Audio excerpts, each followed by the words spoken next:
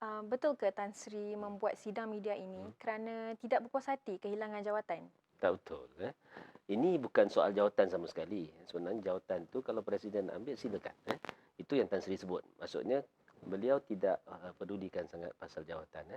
Maksudnya kalau kata jawatan itu menjadi masalah, Presiden boleh ambil. Cuma pemecatan beliau ini Dipecat atau diganti? kena pecat dulu baru boleh ganti. Jadi maksudnya tapi kedua-duanya pecat dan ganti ini tidak mengikut peraturan dan Perlembagaan Barisan Nasional. Ini masalahnya. Sebab itu Tan Sri sebut, kalau nak pecat atau nak ganti beliau, boleh tapi laksanakan dulu mengikut peraturan dan perlembagaan daripada Barisan Nasional lah. Maksudnya boleh pecat beliau sekali lagi kan. Tapi PC ini tak ada kaitan dengan kerana tak puas hati kehilangan jawatan. Tapi lebih kepada bila berlaku pemecatan, uh, Tan Sri ditanya macam-macam soalan oleh wartawan dan beliau ambil kesempatan untuk menjelaskan latar belakang pemecatan beliau lah kepada wartawan dalam PC itu. Cuma satu perkara lagi yang nak dijelaskan oleh Tan Sri adalah selama ini apa yang berlaku adalah berkaitan perbezaan pendapat. Dan perkara yang paling penting yang Tan Sri nak jelaskan bahawa adalah Presiden telah bertindak berbeza dengan keputusan Majlis Kerja Tertinggi. Pendedahan Tan Sri Anwar Musa kemarin seperti mendedahkan salah laku seorang presiden tentang wujudnya sokongan kepada Anwar Ibrahim secara tersembunyi tanpa pengetahuan pemimpin UMNO apatah lagi akar umbi yang lain. Jadi adakah Tun bersetuju? Ya, saya setuju. Pendedahan Tan Sri Anwar Musa yang dilakukan hari itu kemarin adalah tindakan selepas berulang kali beliau berjumpa empat mata dengan Presiden di Sabah. Saya ada ketika itu walaupun kita tak ada berhadapan, tapi dia berjumpa empat mata lama, lebih daripada sejam. Balik daripada Sabah, jumpa empat mata lagi untuk mendapatkan persefahaman. Dan juga selepas berulang kali Tan Sri Anwar terpaksa membetulkan hubungan yang tercalar antara tiga presiden ini. Jadi selepas berulang kali ini, saya rasa pendedahan itu Tan Sri terpaksa buat.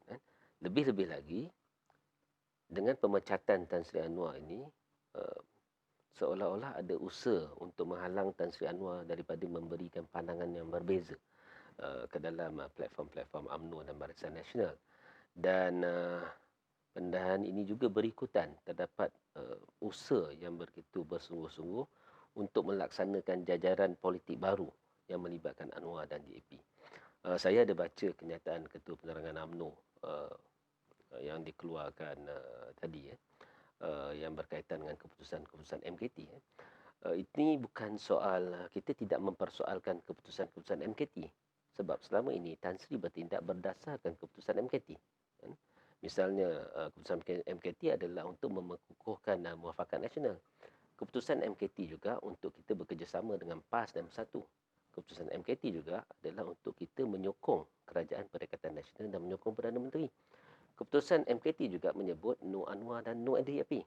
Tapi masalahnya sekarang, dalam keadaan kita mempunyai keputusan no Anwar dan no NDAP, kenapa timbul tanda tangan surat Presiden dan Datuk Seri Najib memberikan sokongan dan juga taat setia kepada Anwar Ibrahim? Ini yang kita persoalkan. Bukan keputusan MKT. Kerana Tan Sri bergerak berdasarkan keputusan MKT. Kenapa Presiden tidak ataupun bertindak bertentangan dengan keputusan MKT? Ini yang kita persoalkan. Sebelum ini, UMNO bahagian Putrajaya meletakkan komitmen menyokong Bersatu atau Tan Sri Muhyiddin Yassin dan tidak akan terlibat untuk menjatuhkan kerajaan sekarang demi kepentingan Melayu Islam. Apa pendirian Tun? Sebagai timbalan Ketua UMNO bahagian Putrajaya, saya pun terlibat dalam mesyuarat itu. Jadi saya berpandangan bahawa jika kepimpinan bahagian, ketua bahagian memberi penjelasan yang baik dan cerita yang sebenar mengenai hubungan kita dalam Perikatan Nasional, saya rasa perwakilan di peringkat bahagian tidak akan terburu-buru membuat keputusan memutuskan hubungan kerjasama dengan PAS, hubungan kerjasama dengan PPBM, hubungan menarik sokongan terhadap kerajaan perikatan. Dan saya rasa mereka akan terus menyokong penyatuan ummah. Ini kefahaman saya. Malangnya, kadang-kadang di bahagian cerita sebenar ni tak sampai. Jadi bila cerita sebenar tak sampai, yang hanya dibakar adalah sentimen kebencian terhadap PPBM. Ini yang berlaku kalau kita tengok Datuk Fuad Zakashi. Berulang kali menyampaikan cerita bohong mengenai apa yang berlaku di Sabah. Misalnya UMNO dibuli di Sabah.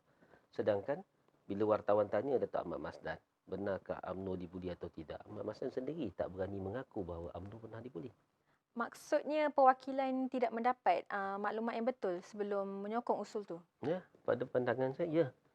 Maklumat yang jelas, maklumat yang tepat, maklumat yang menyeluruh tidak diberikan kepada perwakilan bahagian. Misalnya, ditekankan usul untuk memutuskan hubungan dengan Bersatu. Itu saja.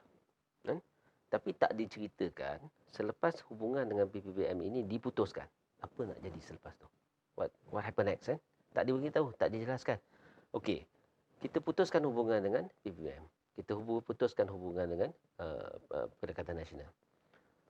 Adakah kita akan bertanding secara solo dalam pilihan raya yang akan datang? Kalau kita nak bertanding secara solo, adakah kita nak bertanding sebagai pembangkang ataupun parti kerajaan? Kalau sebagai pembangkang, boleh tak kita menang? Apa chance kita untuk menang dalam pilihan raya yang akan datang sebagai pembangkang? Bertentangan dengan, berlawan dengan Perikatan Nasional. Ini tidak dijelaskan. Yang kedua, kalaulah kita rasa kita tak boleh menang secara solo, tidak dijelaskan siapa rakan kita yang kita akan bertanding bersama-sama, berpakat bersama-sama dalam pilihan raya yang akan datang. Kalau ikut jajaran baru politik ini, rakan kita adalah Anwar dan juga PKR dan juga DAP.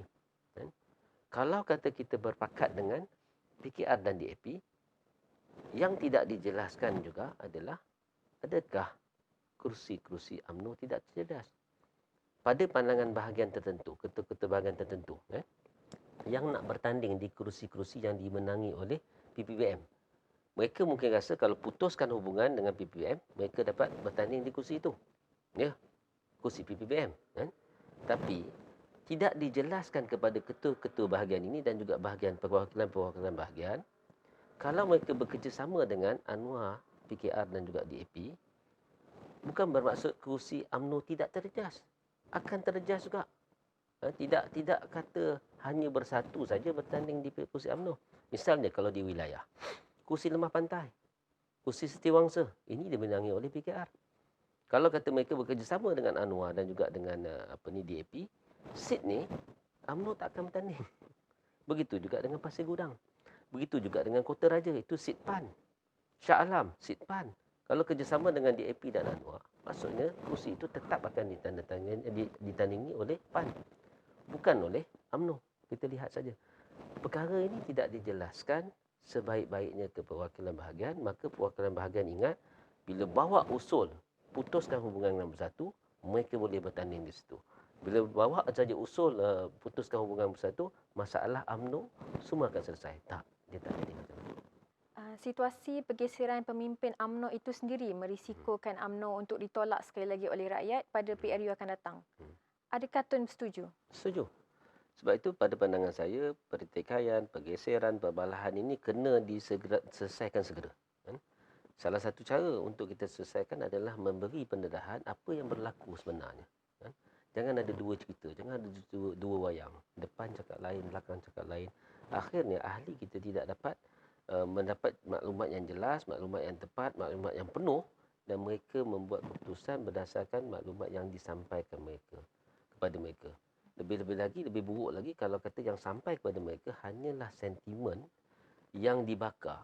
Sentimen untuk membenci parti itu dan parti ini, orang itu dan orang ini, yang direka-reka semata-mata untuk menyebabkan usaha penyatuan ummah ini mencapai kegagalan. Yang ini yang perlu kita elakkan. Jadi kenapa sekarang? Kenapa tak dedahkan 3 bulan yang lalu sedangkan surat itu telah ditandatangani 3 bulan yang lalu? Macam saya sebut, dia didedahkan sekarang sebab bila kita nampak ada usaha daripada Presiden ataupun pihak tertentu untuk menghalang Tan Sri Anwar memberi pandangan yang berbeza kepada Presiden dan kepada masyarakat. Itu yang pertama. Yang kedua, sebab kita nampak begitu bersungguh-sungguhnya pihak-pihak tertentu, pengarah pilihan raya, orang macam Datuk Dr. Fuad Zakashi, membawa jajaran politik baru ini yang melibatkan Anwar dan DAP. Sebab itu kita kena dedahkan supaya ahli UMNO dapat maklumat yang sepenuhnya. dulu kan kita biarkan benda ni senyap sebab kita pun tertanya-tanya dulu bila kita berjumpa dengan Presiden bersetuju. Tan Sri, bila Tan Sri berjumpa dengan Presiden bersetuju dengan apa yang Tan Sri cakap. Tetapi keluar juga surat yang ditandatangani oleh Presiden menyokong Anwar. Jadi kita persoalkan juga sebenarnya kenapa ditandatangan surat ini senyap-senyap. Kenapa dia dan Datuk Seri Najib tandatangan senyap-senyap. Kalau kata benda ini betul-betul tidak salah, benda yang baik kepada parti, kenapa tak bagi tahu pada MKT mereka nak sign surat sokong sokong Anwar dan sokong DAP ataupun memberi kesetiaan kepada Anwar. Kenapa tidak didedahkan dalam dalam mesyuarat MKT? Kenapa tidak diberitahu dalam PC bahawa benda ini baik kepada ahli UMNO? Jadi benda ini dilakukan secara sembunyi-sembunyi. Bila kita dedahkan hari ini, Presiden perlu jelaskan tindakan-tindakan beliau dan beliau perlu bersihkan diri beliau. Jadi ini kesempatan untuk beliau explain kepada ahli akal umbir dan kalau penjelasan dia boleh diterima dan kita akan sokong kenyataan Presiden itu. Kemarin Datuk Seri Syamuddin dan Khairi Jamaluddin juga bersedia melepaskan jawatan menteri jika diminta pucuk pimpinan UMNO. Mereka tidak bersetuju dengan tindakan UMNO sekarang. Bagaimana pendapat Tuan?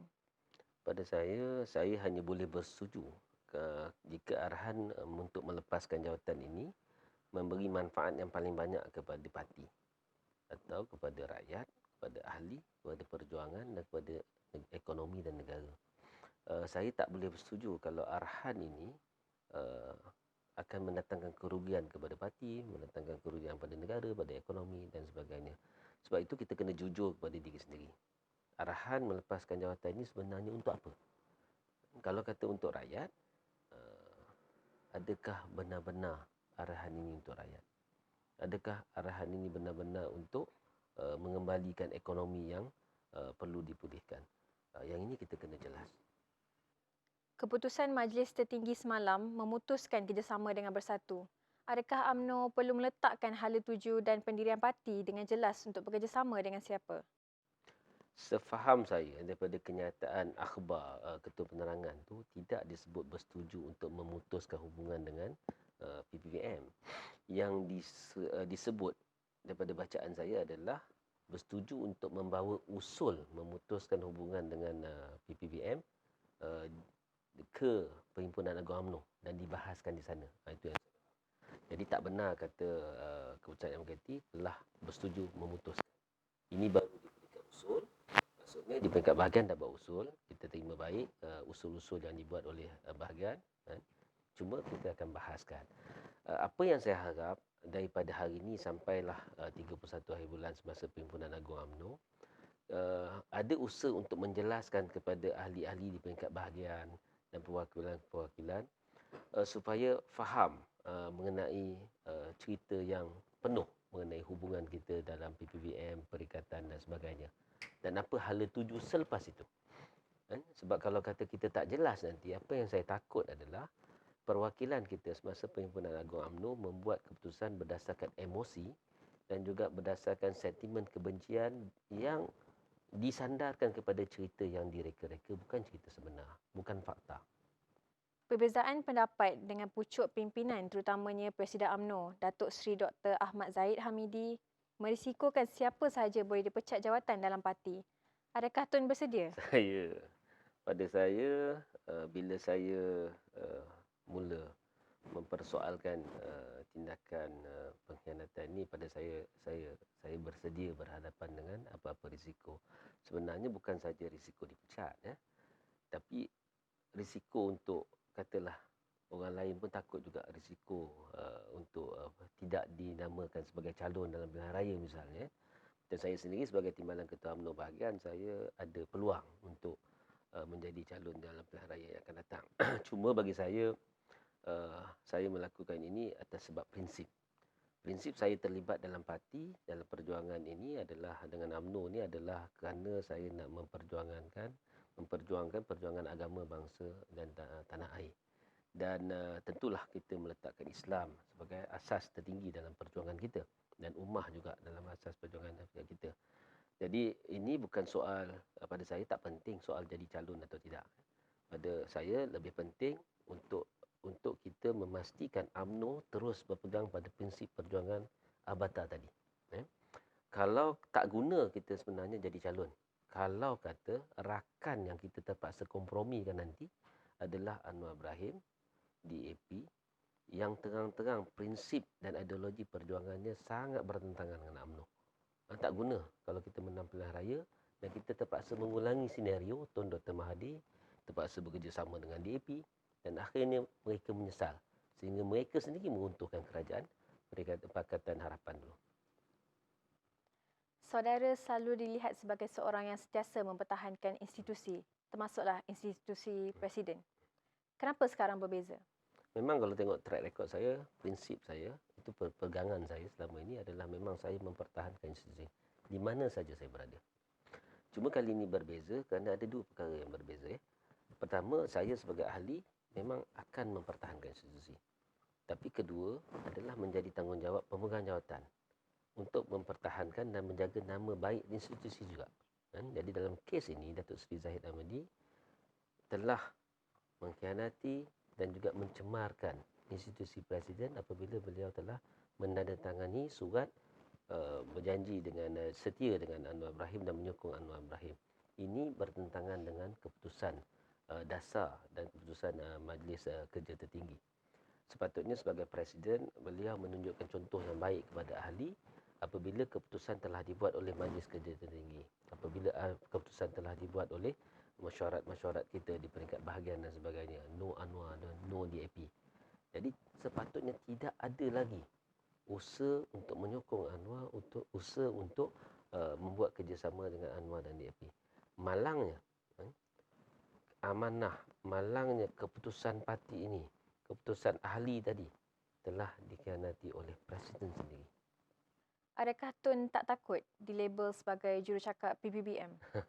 Lebih baik jadi jurucakap penyatuan ummah daripada saya macam orang katalah menjadi jurucakap kepada DAP seperti yang dilabel kepada Datuk Dr. Fuad Zakashi dan juga Tajuddin Rahman.